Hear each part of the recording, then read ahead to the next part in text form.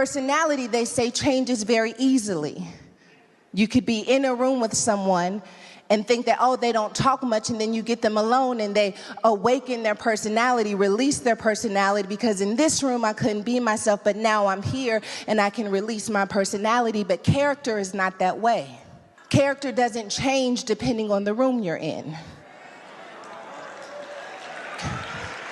Character is the same regardless of where you put it.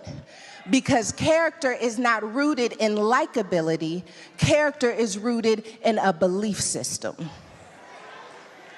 Personality is likability. It's whether or not you can engage with people. Can you strike up conversation? Do you want to strike up conversation? Do you like to be alone? But character is rooted in a belief system, and a belief system is rooted in conviction. I think it's important that we see character as neutral. Sometimes we tell people that they don't have any character, but the truth is that character itself is actually neutral. It is neither good nor bad. It just depends on the belief system connected to it. So character could be good or bad. The belief system that produces the character is what ultimately determines whether or not the fruit of that character is something worth passing on for generations. Okay, let's give an example. There is someone who has a belief that no one can be trusted. And so their character makes them skeptical. Skepticism has become a part of their character because they have a belief that they cannot trust people. We say it's just how they are. No, that's a part of their character because it is a part of their belief system. Someone doesn't believe that it is possible to get out of their community. Someone doesn't believe that it's possible to really start a business and have a successful business. And as a result of that, doubt is now one of their characteristics. It's a part of their character trait. It's not just who you're upset with who they are. It's not just who they are. There is a belief connected to why they are, and that's why it has become a part of their character. There are some people who believe no matter what I do, I'm going to do it with excellence because I believe that everything I touch is important, no matter how big or how small it is. And that's why they bring the character that they bring to whatever the work they do.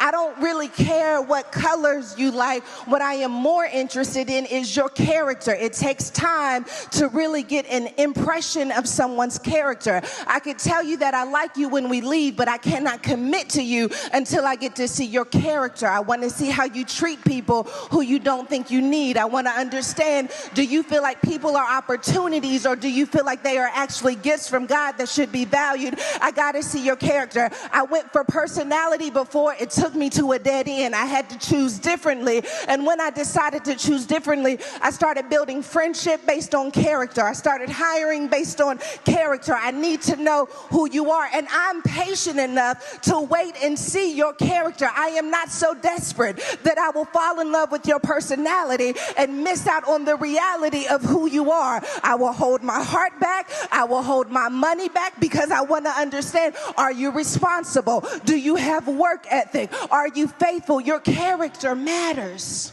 And in a world where you are celebrated for being a personality, church, I want to encourage you to still dig into having character, because you can be an incredible personality. You can have hundreds of followers. You can be the most popular in the world. But if you do not have character, God cannot trust you. Just because someone has a crowd, it doesn't mean they have any power, because power is based on trust, and trust can only come from character. And character is when you have integrity. You say what you do what you say you're going to do. If I say it, I'm going to show up and I'm going to stand in the moment. I'm going to see it through. Character is a little old school, I'll admit that, because we have a transactional generation. But at the end of the day, character is the only thing that will withstand the test of time. My parents have been together for 40 years. I used to think it's because they were so in love. I used to think it's because they just saw the sun and stars shining out of each other's eyes. Now I realize that they had the type of character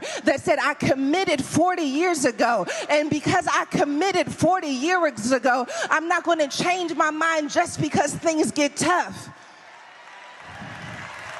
You want the position, but do you want the character required to maintain the position? Do you have the integrity? Can you communicate? Can you draw a line in the sand? Do you have boundaries? Can you express those boundaries without wounding people? Do you take care of the people God sends in your life? Are you making sure that you are a good steward of every opportunity? I know you want to be somewhere else, but right now, here is all you got. And if you discard here, you'll never get there. So I got to honor here like it is there because I got the character for where God has placed me. Oh, I feel something on that. I feel like somebody's got to be reminded that this isn't going to change because of your perspective. This isn't going to change because you get another opportunity.